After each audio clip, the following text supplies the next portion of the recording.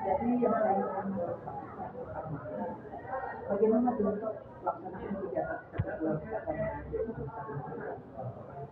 Bentuk pelaksanaan kegiatan ekstrakurikuler itu tahap yang pertama itu kita penerimaan data kita satu brosur ataupun informasi bahwa tahapan pertama itu perekrutan peserta baru gitu ya. Dari perekrutan itu nanti nampaklah nanti yang grafis, yang teologis, ataupun nanti yang aktif juga. Atau juga nanti ada juga nanti untuk bidang-bidang yang lain, contoh khutbah, pidatonya gitu ya. Tapi secara terperinci secara banyak untuk tahapan yang pertama itu pengambilannya kereta hidup baru ataupun siswa baru atau anggota baru itu dikader ada pembimbing yang langsung ini nanti dibawahi oleh guru-guru kita jadi seperti itu ada pembinaan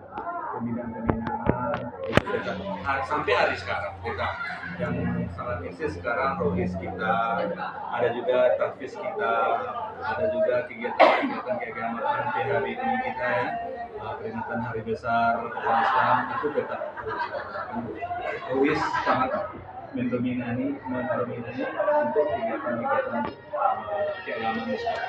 Ini pelaksanaannya setiap hari atau pelaksanaannya kalau itu di Rohis itu kita buat jadwalnya itu di hari Rabu. Setelah pulang sekolah itu ada pertemuan setiap minggunya di hari Rabu. Kalau ada juga di Hafiz itu 3 hari, pelaksanaannya 3 hari ya seminggu.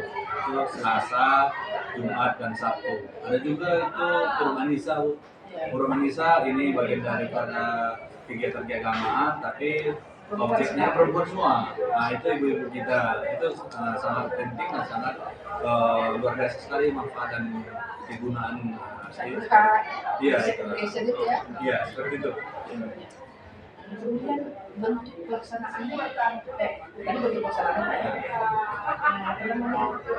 peran dari itu bagaimana dampak pada siswa ya, dampaknya kegiatan ekstrakurikuler keagamaan khususnya dampaknya itu sangat luar biasa karena nampak kita lihat dari etika moral akhlak mereka itu berubah ya beda nampaknya dengan apalagi kalau anak tafis ya karena mungkin di dalam batin mereka penuh Al-Quran nampaklah perubahannya tuh biologis pun kita tanam seperti itu juga terus nampaknya kalau contohnya di Purwanisa itu luar biasa sekali mereka tidak tahu menjadi tahu itulah pengakuan dari guru-guru atau ustazah-ustazah pembimbing dari AIS.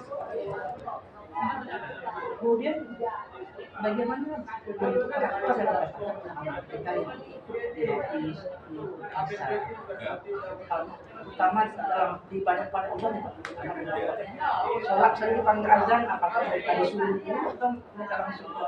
Ya, kalau secara khususnya, kalau kita kan umum nih Bu ya, karena saya sebagai wakil disusun juga, jadi secara umum itu dipanggil. Tapi kalau anak kita yang rohis, biasanya tidak pun kita suruh mereka udah mulai ke masjid. Sebelum azan mereka tadarusan dulu atau kata membaca Al-Quran dulu tuh, membaca Al-Quran dulu seperti itu. Jadi emang alhamdulillah udah tertanam seperti mereka itu emang betul-betul menikmati agama itu betul-betul bukan dari memberatkan tapi enjoy mereka melaksanakannya seperti itu. Kemudian selanjutnya apa namanya Bapak seorang satu guru dari PASI efektivitas daripada satu keagamaan apa harus ditingkatkan atau memang sudah cukup bagus sekarang atau agak mundur dari agama yang lalu? Seperti ini Bu, jadi kita nggak pernah puas-puasnya Bu, meskipun kita pergi ke sekolah-sekolah lain ada pertemuan-pertemuan di sekolah, kita ada MGMP ke sekolah-sekolah lain. Tetap kita tanya seperti apa di sana. Meskipun yang di contoh di sekolah-sekolah itu tidak seperti yang kita, tapi kami di sini sejak pengurus nggak pernah puas. Tetap mengevaluasi. Kami yakin seperti apapun yang kita lakukan di sini pasti masih ada kekurangan. Karena kita yakin manusia ini kan sifatnya kan labil nih. Kadang-kadang imannya kuat, kadang-kadang turun kan. Nah inilah yang terus kita bimbing. Jadi meskipun dia anak rohis, anak tapis, anak formalisa segala macam, kita masih meningkatkan terus. Itu intinya. Tetap kita tingkatkan. Baik dari kedisiplinan, kehadiran, baik juga dengan adab, etika, tingkah laku mereka tetap kita bimbing. Nggak ada puasnya di sini. Nah, Yang terakhir ini dari tambahkan sekarang faktor pendukung dan penghambat anak-anak ini ikut dalam satu pertama itu apa aja kalau misalkan faktor pendukung. pendukung dulu. Ya, faktor pendukungnya itu sinkronisasi antara orang tua ya. Iya. Itu Pak mendukung sekali itu. Orang tuanya setuju, mereka izin gitu ya, dapat izin gitu ya, itu sangat mendukung. Mungkin keluar sekolah Pak ya? Iya, Maksudnya nggak masuk enggak. jam sekolah. Iya, contoh gini, kita kan hadirnya atau berkumpulan pulang dari sekolah. Kalau orang tua nggak mendukung, siapa peserta kita kan nggak ada. Itu Pak mendukung sekali itu. Setelah itu tempat ya ada. Nah, alhamdulillah karena masjid kita luar biasa, fungsinya sangat luar biasa. Jadi di situ tuh sangat menikmati sekali ya, sangat enjoy sekali kalau di masjid kita gitu ya. Sistemnya aman, kipas anginnya ini bersih gitu ya, airnya alhamdulillah cukup. Jadi itu sangat mendukung sekali untuk kegiatan-kegiatan keagamaan. Terus setelah itu media, kalau kita butuhkan komputer, laptop ataupun apa contohnya memandiin jenazah, tentunya mainnya pun sudah ada, buku-bukunya pun lengkap. Alhamdulillah lah.